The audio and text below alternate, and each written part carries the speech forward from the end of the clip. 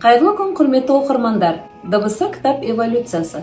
Фонографтан флеш-картаға дейін жобасы бойынша сіздерді бүгін тифломагнитофон құрылысымен таныстырамын. Тифломагнитофон грек тілінен аударғанда тифлос соқыр деген мағынаны білдіреді. Зағип және нашар көретін азаматтарға арналған сөйлейтін кітаптарды ойнатуға мүмкіндік беретін арнайы магнитофон. Ертедегі магнитофондар салыстырмалы түрде жоғары таспа жылдамдығымен және үздіксіз дыбыстың қысқа уақытымен ерекшеленетін. Барлығы 12 сағатқа жуық жазуды қаптамасыз ететін 24 жолдық магнитофон.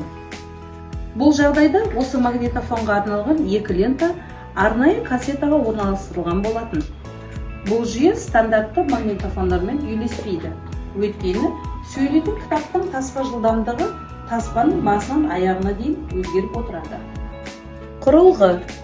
Тифломагнитофонның конструкциясы кәдімгі магнитофоннан аз ерекшеленеді.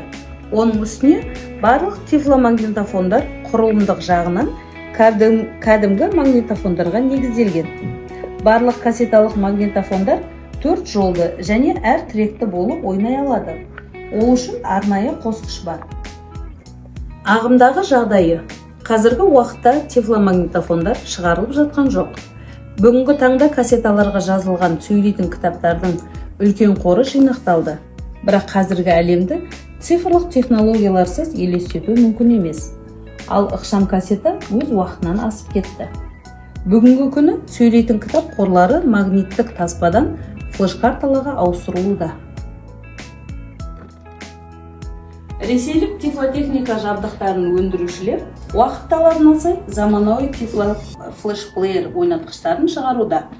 Тифломагнитофондар сияқты олар кәдімгі ойнатқыштарға негізделген, бірақ кеңейтілген функционалдыққа ие. Ресейде шығарылған Крус-01 құрылғысы сөйлейтін кітаптарды, сондай-ақ халықаралық DAISY форматын шығарады және оқиды.